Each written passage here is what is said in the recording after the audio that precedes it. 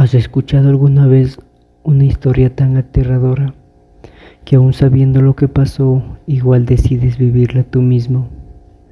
Eso hicimos y casi no lo contamos. Lo que vivimos en la cabaña del diablo no fue una simple experiencia de camping, fue el comienzo de nuestra peor pesadilla.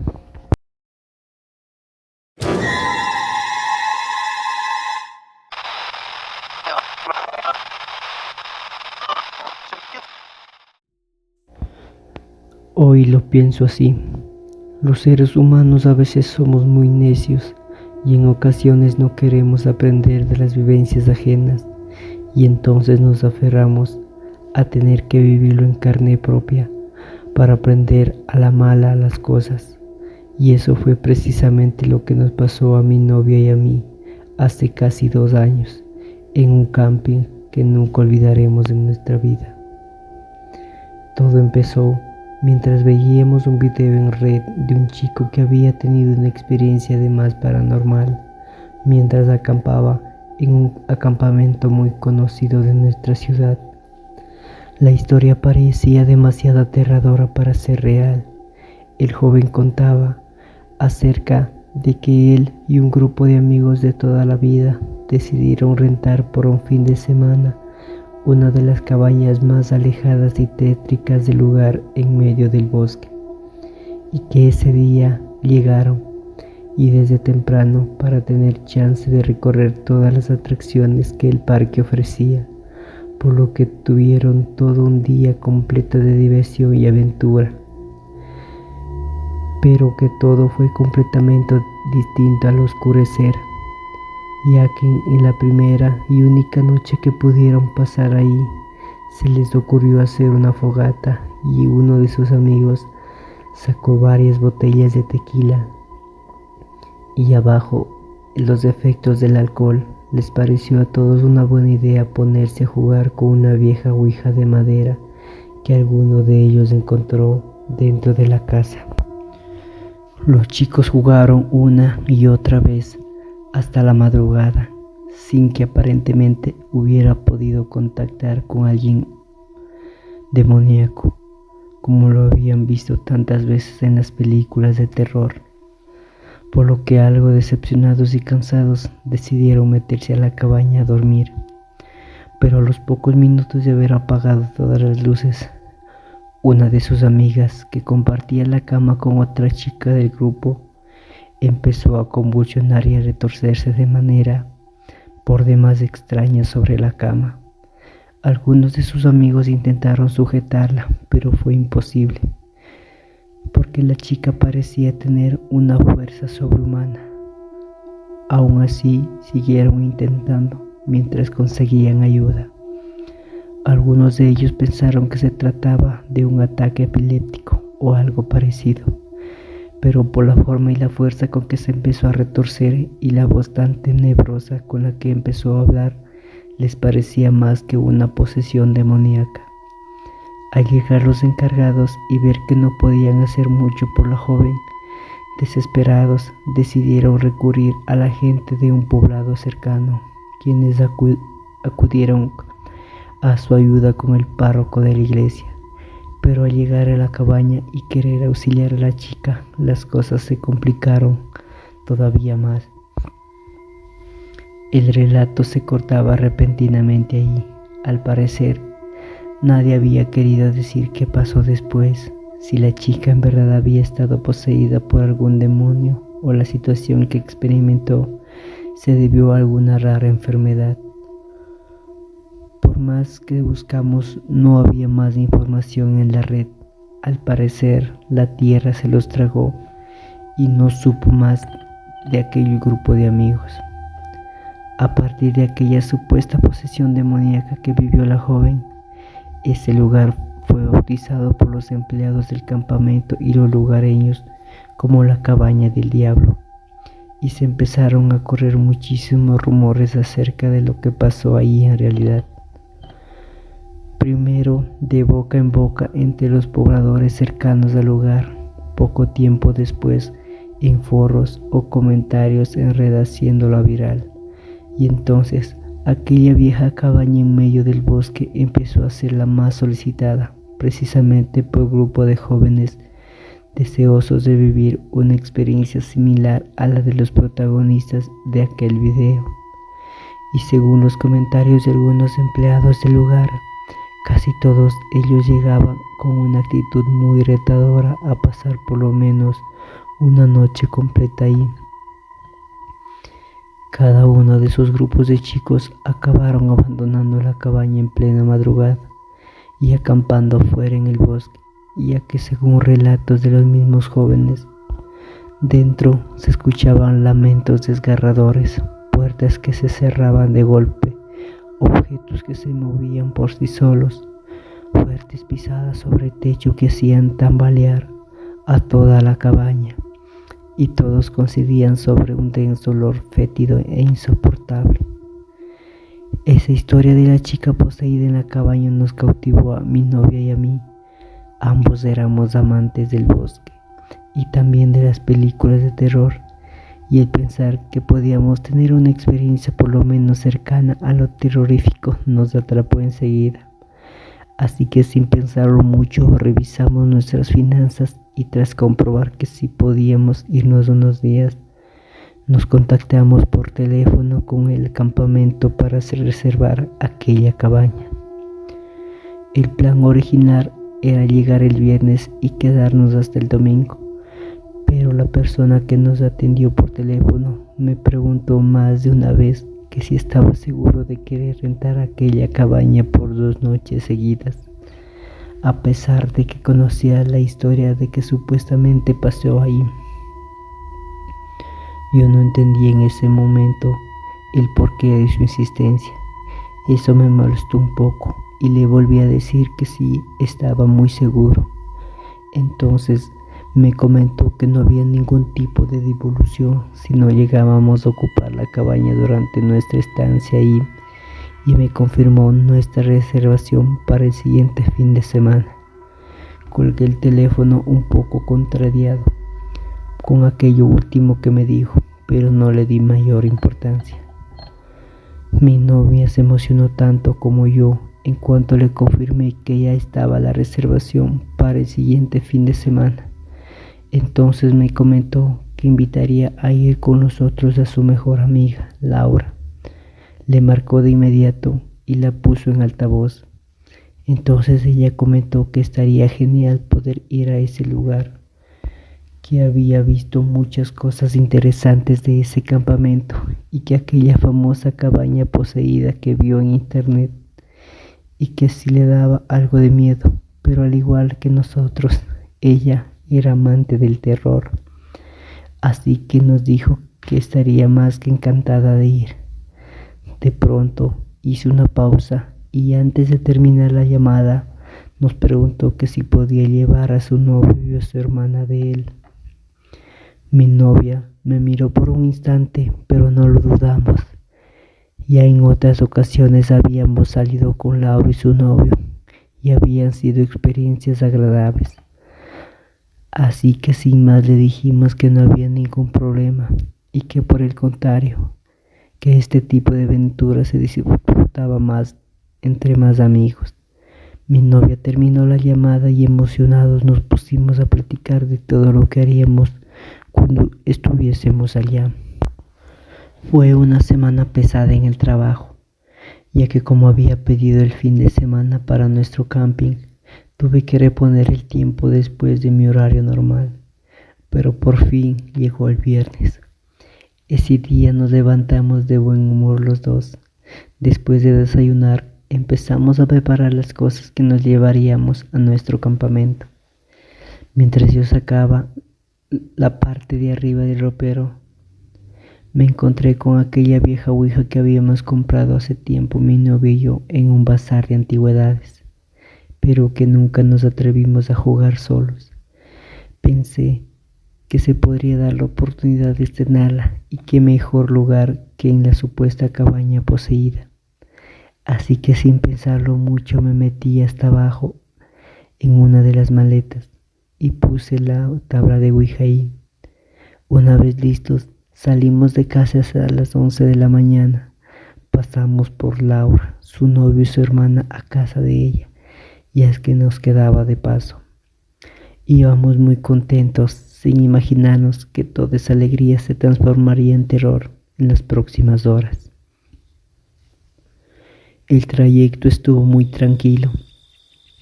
Charlamos sobre otros viajes que habíamos hecho juntos y se nos fue el tiempo muy rápido. En menos de 1 hora y media de camino ya estábamos entrando a la carretera principal del campamento. El camino era de doble sentido, pero a la vista los carriles parecían muy reducidos y a ambos lados de la carretera todo era bosque.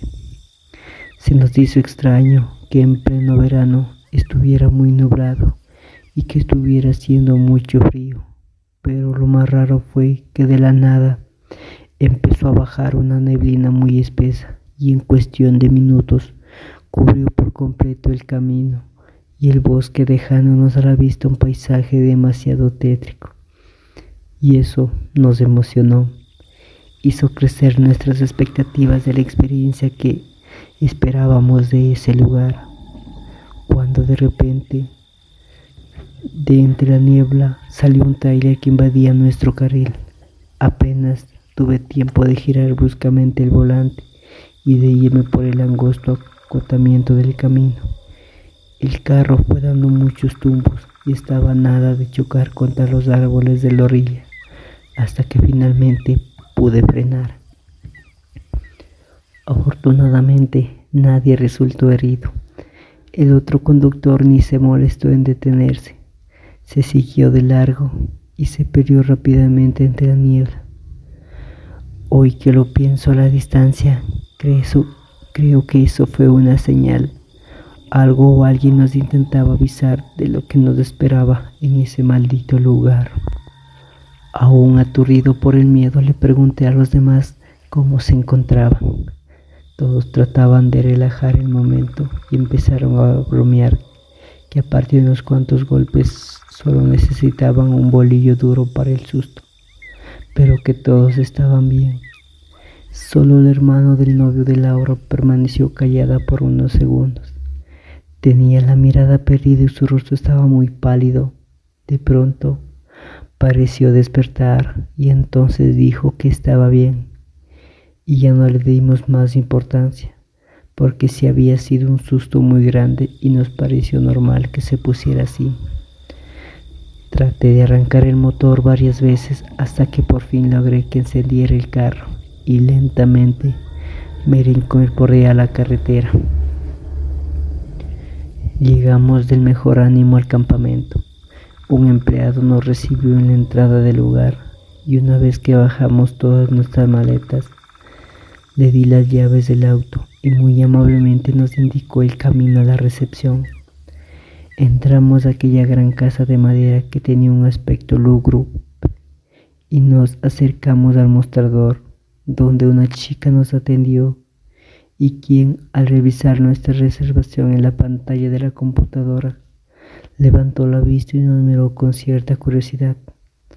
Supongo que no le parecíamos tan jóvenes como para haber rentado esa cabaña, pero agradecí que se ahorró cualquier comentario acerca de eso y se limitó a realizar nuestro ingreso.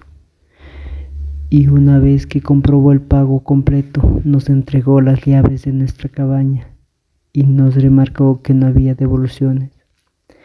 Posteriormente nos indicó que siguiéramos de favor a su compañera que nos guiaría hasta nuestra cabaña.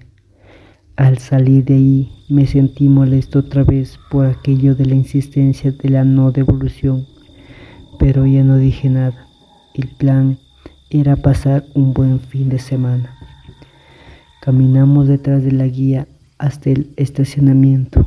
Ahí abordamos una pequeña camioneta de pasajeros y emprendimos la marcha por un angosto sendero a campo abierto. Desde ahí se podía ver a lo lejos las cabañas entremetidas en el bosque. La neblina les daba un aspecto bastante escabroso, pero eso nos encantó, y hacia un costado vimos que había una pendiente también boscosa que llegaba a la orilla de un gran lago de color medio verdoso, con un pequeño puerto de madera y algunas lanchas. Del otro lado del bosque vimos una pista enorme de cuatrimotos y go-karts. En verdad, pensé que la pasaríamos muy bien en aquel lugar, pero entonces recordé el video de la chica poseída y sus amigos y sin más le pregunté a nuestra guía si era cierto lo que se contaba de aquella cabaña. Ella me respondió sin voltear a verme, con voz muy baja, que era nueva y que no sabía mucho aquello de esas historias que habían pasado antes ahí. No sé por qué, pero me dio la sensación que nos mentía, pero ya no quise insistirle más, así que me puse a platicar con mi novia y después de unos 20 minutos de camino por aquel sendero de tierra amarillo en medio del bosque, por fin llegamos a nuestro destino. Apenas bajamos de la camioneta, volteamos hacia arriba. Las cabañas eran elevadas. Los 5 nos quedamos con la boca abierta, maravillados por estar frente a la famosa cabaña del diablo. Una vez recuperamos la emoción, empezamos a bajar nuestras maletas.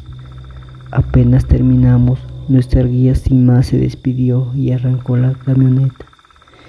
Y se fue lo más rápido que pudo hasta perderse en aquel sendero de tierra, como si quisiera huir de allí. Nos quedamos un poco confundidos, pero entonces yo les comenté de que todo eso era parte del show que ofrecían para tener más visitantes como nosotros. Así que les dije que no le diéramos mucha importancia y me encaminé a la cabaña. Fui el primero en subir aquellas viejas escaleras. Lo primero que notamos fue ese fuerte olor a humedad y a podrido cuando abrimos aquella vieja puerta de madera de la cabaña. Por eso supimos que había permanecido mucho tiempo cerrada, sin visitante, por lo que apenas dejamos nuestras cosas en la pequeña sala, nos dedicamos a abrir todas las ventanas para que se ventilara un poco. Mi novia y yo nos acomodamos en una de las recámaras, Laura, Marco y Rosa, su hermana, en la otra habitación. Una vez que dejamos nuestras maletas sobre la cama, decidimos irnos a recorrer todas las atracciones del campamento para aprovechar todo el día y ya por la tarde de regreso nos dedicaríamos a desempacar y acomodar nuestras cosas. Regresamos a la cabaña como a las 6 de la tarde. Llegamos muy contentos porque nos habíamos divertido mucho en el recorrido por el campamento. Subimos las escaleras a nuestra cabaña y cuando mi novia intentó meter la llave en la cerradura de la puerta, esta se abrió sola completamente. Lo primero que pensamos es que alguien se había metido a robarnos. Corrimos a nuestras recámaras y todas nuestras cosas estaban fuera de las maletas y regadas por todos lados. Parecía que lo habían hecho con saña. Algunas de nuestras prendas de vestir estaban sumergidas en la taza del baño y en el fregadero, y otras estaban esparcidas entre las ramas de los árboles, alrededor de nuestra cabaña. Nos dedicamos a juntar todo otra vez, pero ¿cuál sería nuestra sorpresa? De que al hacer el conteo cuidadosamente de nuestras pertenencias, descubrimos con asombro que no se habían llevado absolutamente nada, a excepción de la ouija que llevaba oculta en mi maleta, pero no creí importante mencionar en ese momento. Eso nos desconcertó a todos, porque alguien se metería solo para hacernos la maldad, sin llevarse siquiera algo de los objetos de valor. Pero ya no quisimos darle más vueltas al asunto. Teníamos que aprovechar lo que nos quedaba de la tarde para buscar un poco de leña en el bosque. Habíamos pensado que el camino de regreso en hacer una fogata para pasar la noche y una carne asada para nuestra cena. Las chicas siguieron recogiendo aquel desastre mientras yo le comentaba a Marco que quería buscar algo de leña mientras que él intentaba prender la fogata y el asador con el carbón que llevamos. Empecé a caminar entre los árboles. No sé en qué momento la neblina apareció otra vez y sentí mucho frío a pesar de que llevaba mi chamarra de borrego. además de que estaba seguro de que no me había alejado demasiado de la cabaña. Entonces me agaché para recoger varias ramas secas regadas sobre el suelo, y fue entonces cuando escuché aquellas pisadas sobre las hojas que parecían venir hacia mí. Por un instante pensé que era Marco, que me había seguido para ayudarme, pero cuando sentí que ya no estaba, me enderecé rápido y volteé hacia el lugar donde supuestamente venía. A lo lejos, entre los árboles, me pareció ver una silueta que apenas y se veía entre la niebla. Parecía un hombre muy alto y corpulento, pero tenía un poco rara la cabeza. Tal vez era un sombrero o algo así, pero no era el novio de Laura. Entonces pregunté tranquilamente sin alzar mucho la voz: ¿quién está ahí? Aquella figura permaneció inmóvil por un instante y después se desvaneció de la nada.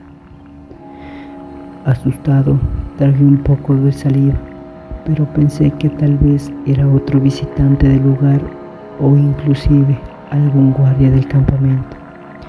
Mientras pensaba en esto, me di cuenta de que no podía identificar el sendero por donde había llegado. Volteé hacia todos lados y todo parecía igual.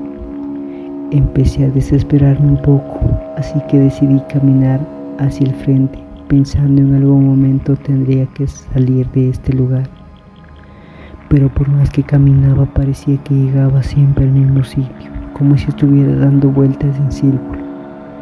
Esto se estaba convirtiendo en algo muy extraño.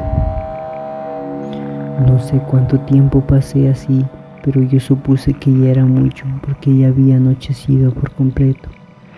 Traté de relajarme, dejé la leña que había recogido otra vez en el suelo y revisé las bolsas de mi chamarra y después la de mi pantalón buscando mi celular, pero recordé que lo había dejado en la cabaña.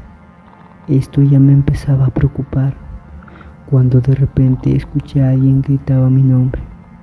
Respiré aliviado. Era Carlos, tratando de seguir aquella voz entre la neblina, pero apenas di unos cuantos pasos, cuando de pronto casi choco de frente con él. Llevaba entre los brazos bastante leña. Al verme, no sé cómo me vio, porque me preguntó de inmediato qué tenía. Me extrañó su pregunta y le dije que había estado caminando en círculos por un buen rato, quizá una hora. Él me miró un poco sorprendido y me dijo que solo habían pasado unos pocos minutos desde que me había metido al bosque y que él no se había tardado mucho en prender el fuego para la fogata y el asador, por lo que decidió venir a ayudarme. Lo vi tan serio y no nos conocíamos tanto para creer que estuviera jugando una broma, que ya no le dije nada. Solo le comenté que regresaríamos rápido a la cabaña, que las chicas ya deberían de estar esperándonos. Al llegar, nuestras novias ya habían puesto una mesa y algunas sillas plegables con todo lo necesario para la cena y estaban sazonando algo de carne en el asador. Rubén echó gran parte de la leña que traía en la fogata y el resto lo fue a dejar debajo de la cabaña. Yo me senté junto a ellas todavía un poco confundido por lo que me había pasado en el bosque, y en ese momento noté que ya habían empezado a correr un poco aire frío. Los árboles se mecían suavemente con el viento y el cielo nublado relampagueaba, pero no se escuchaba ningún trueno. Estaba tan embobado mirando aquel paisaje que solté del susto cuando Jessie me agarró de repente de la cintura por la espalda. Ella empezó a reírse como loca al ver mi expresión y me dijo: ya estamos a mano. En ese momento yo me la quedé mirando con gesto de ¿a mano de qué? Y sin dejar de reírse me dijo que estuvo buena la broma de los lamentos y los ruidos en el pequeño ático de la cabaña, que no se imaginaba cómo lo había hecho para subirme hasta allá. Pero si las había asustado, y que habían estado a nada de salir corriendo de ahí. En ese momento yo la miré sorprendido. No sé de qué rayos estaba hablando, pero en ese momento Rocío nos gritó que la cena ya estaba lista. Mi novia me abrazó y me dio un beso sin darme tiempo de preguntarle nada, y nos acercamos a la mesa. En ese momento, Carlos bajó de la cabaña con otra chamarra en la mano para Rocío. Me extrañó no ver a su hermana así, que le pregunté por ella. Me dijo que se sentía un poco mal, padecía de la presión y al parecer la impresión del camión en la carretera le había afectado un poco más de la cuenta, pero que ya se había tomado su medicina y que se acostaría un ratito para reponerse, pero que todo estaba bien. Empezamos a comer y destapamos unas cuantas cervezas. El gusto nos duró muy poco. De pronto empezamos a escuchar algunos aullidos a lo lejos de los cerros cercanos. Al principio no le dimos mucha importancia y seguimos comiendo, pero entonces se empezaron a escuchar cada vez más cerca. Quizá fue cuestión de unos minutos cuando esos aullidos se transformaron en gruñidos de perros o lobos entre los árboles que rodeaban. Transformaron entonces nuestra expresión. Todos nos levantamos asustados de las sillas, cuando entre la niebla empezamos a ver siluetas de varias de esas bestias amenazantes a unos cuantos metros de nosotros. De entre todos sobresalía una silueta en particular. El centro de aquella manada parecía un doble de tamaño de las otras, y con algo parecido a picos o cuernos sobre su cabeza y lomo. Parecían estatuas, casi no se movían. Agarré a mi novia de la mano y le dije a Laura y a Carlos que no hicieran ningún movimiento brusco, y empezamos a caminar muy lentamente hacia la escalera de la cabaña. Pero al dar el primer paso, Laura pateó sin querer la pata del asador y entonces se cayó haciendo mucho ruido. Fue entonces que todo se salió de control en ese momento. Corrimos desesperados a la escalera. Subió primero Laura y mi novia, después Carlos y yo al último. Yo sentía que teníamos aquellas bestias encima. Podría jurar que sentí su aliento caliente sobre mis piernas. Apenas entramos, cerramos la puerta con fuerza y le pusimos todos los seguros que tenía. Y no conformes con ello, arrimamos los sillones en la sala y los recargamos contra la pared. Pero apenas acabábamos de poner el segundo sillón encima, cuando se escuchó un golpe muy fuerte de algo que chocó contra la parte baja de la puerta. Y después escuchamos otro y otro golpe, y así fue por varios minutos. La pobre madera se sacudía violentamente. Llegó un momento en el que pensé que no aguantaríamos tantos golpes. Entonces se calmaron aquellas bestias, pero en su lugar se empezó a escuchar cómo rasgaban la madera, lo que parecía una enorme garra que hacía chillar los tablones a todo lo ancho y largo de la puerta. Mi novia marcó desesperada varias veces a la recepción del campamento, pero era inútil. No había señal para ninguno de nuestros teléfonos, y de pronto todo quedó en silencio por un momento. Nos quedamos viéndonos unos a otros, conteniendo la respiración, y en eso se escuchó cómo descendían unos pasos por las escaleras, y después a lo lejos escuchábamos cómo revolvían nuestros trastes sobre la mesa plegable, y después nada. Todo fue un silencio aterrador. Todos seguimos callados tratando de reponernos del susto, tratando de entender qué es lo que estaba pasando, y tras unos minutos angustiantes, Jesse y yo decidimos asomarnos por la ventana que daba hacia el frente de la cabaña, hacia donde estaba la fogata, y al mirar entre las cortinas, nuestra sorpresa fue muy agradable. aunque el asador estaba en el suelo y algunos pedazos de carne regados alrededor.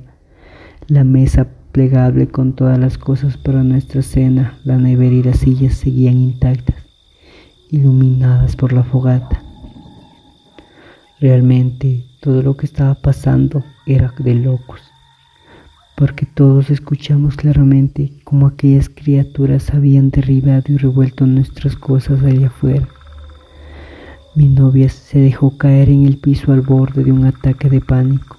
Yo la abracé tratando de reconfortarla un poco mientras le insistía que todo iba a estar bien. En ese momento, toda la cabaña se iluminó por un rayo y casi de inmediata se escuchó un gran estruendo y empezó a llover muy, pero muy fuerte. No sé cuánto tiempo pasamos en silencio en medio de aquella oscuridad. El ruido de la lluvia nos relajó un poco. Le comenté a mi novia que no podíamos quedarnos así, que teníamos que hacer algo. Nos levantamos y encendimos todas las lámparas de aceite que habían en la cabaña. Y después, con ayuda de Carlos, quitamos los sillones de la puerta. Entre los tres decidíamos que teníamos que salir a buscar ayuda. Rocío permanecía callada y con la mirada aterradora junto a nosotros. Buscamos entre nuestras cosas algunos de los cuchillos para cortar carne y un par de impermeables. Quitamos los seguros de la puerta y abrimos muy lentamente. Vimos como la madera tenía rasgaduras por todos lados. Yo salí primero con un cuchillo en la mano y una lámpara en la otra. Y detrás de mí, Carlos. Bajamos muy despacio las escaleras. Estaban muy resbalosas por las lluvias y las manchas de las pisadas de aquellas bestias que parecían de lodo. Todo parecía estar demasiado tranquilo. Una vez abajo, nos acercamos muy despacio hacia donde estaba el asador y la mesa plegable. Todo estaba exactamente igual a como lo dejamos hace unos minutos. Eso nos desconcertó muchísimo. La fogata se había pegado y en ese momento empezó a llover aún más fuerte. Decidimos regresarnos a la cabaña hasta que pasara el temporal para seguir revisando sus alrededores. Pero apenas entramos, salió Rocío con una cara de angustia de la habitación donde estaba Rocío, la hermana de Carlos, y nos pidió que entráramos con ella a verla. Adentro estaba Jessie, poniendo un trapo mojado en la frente. Al parecer, estaba ardiendo en fiebre. Carlos corrió a la sala a buscar algunos medicamentos que traía en su maleta, mientras Rocío, por enésima vez, intentaba llamar a recepción, pero era en vano. Yo hablé con mi novia desde la puerta para que saliera un momento de la habitación. En la sala le comenté que lo mejor era que me acompañara hasta la entrada del campamento para pedir ayuda y que Carlos se quedara con Rocío para que estuvieran al pendiente de su hermana. Sé que mi novia estaba aterrorizada al igual que yo, pero asintió con la cabeza y nos empezamos a preparar. Sabíamos que no era muy largo el trayecto, tal vez una media hora, pero estábamos conscientes de que con la lluvia se nos dificultaría tal vez mucho más el camino, pero al parecer era la mejor decisión que podríamos tomar. Le comentamos nuestro plan a ellos y estuvieron de acuerdo. No había más que hacer y fue entonces cuando estábamos a punto de salir de la cabaña, cuando de la nada escuchamos un golpe fuerte sobre el techo, muy cerca del pequeño ático, como si algo muy pesado hubiera caído sobre la cabaña. Todo se cimbró, pensamos que aquellas bestias habían regresado. Cerramos las puertas asustados. Carlos corrió a la habitación de su hermana para ver cómo estaba. Al entrar, nos encontramos con una escena bastante fuerte. Su hermana se había convulsionado y se retorcía de manera grotesca sobre la cama. mientras balbuceaba algo que no entendíamos de su boca entreabierta, y a Carlos tratando de sujetarla para que no siguiera rasguñándose la cara. Yo corrí a ayudarlo, pero los delgados brazos de su hermana tenían una fuerza sobrehumana. Estuvimos batallando durante algunos minutos, hasta que por fin logramos recostarla de nuevo. Me quité el cinturón para sujetar a la cama. Carlos hizo lo mismo, y poco a poco se fue calmando. Tenía la piel muy blanca y escurría un líquido viscoso del color rojo de su boca. Y así pasaron las horas, hasta que por fin empezó a amanecer. En ese momento nos pudimos contactar con recepción y pedimos ayuda, pero al llegar la ayuda ya era demasiado tarde. La hermana de Carlos había fallecido. Meses después, mi novia y yo tratamos de retomar nuestra vida, aunque nada volvió a ser igual. No volvimos a hablar del tema. Era como si ambos tuviéramos miedo de que solo mencionarlo despertara algo. Una noche, y en casa, mientras veíamos una película, mi novia se levantó para ir al baño. Pasaron más de 15 minutos y no regresaba. Entonces fui a buscarla y la encontré. Estaba frente al espejo inmóvil. Le hablé, no respondió. Su reflejo sonreía, pero su rostro real no. Me acerqué a ella sin moverme. Murmuró con una voz que no era la suya. ¿Creíste que podrías irte sin pagar lo que abrieron allá arriba? En ese momento, el espejo estalló. Jessie cayó al suelo convulsionando. Esa fue la última vez que vi a mi novia con vida. Desde entonces, cada madrugada, a las 3:33, suena el teléfono de casa. Al contestar, nadie responde. Solo se escucha una respiración agitada y el sonido chirriante de una puerta abriéndose desde el ático.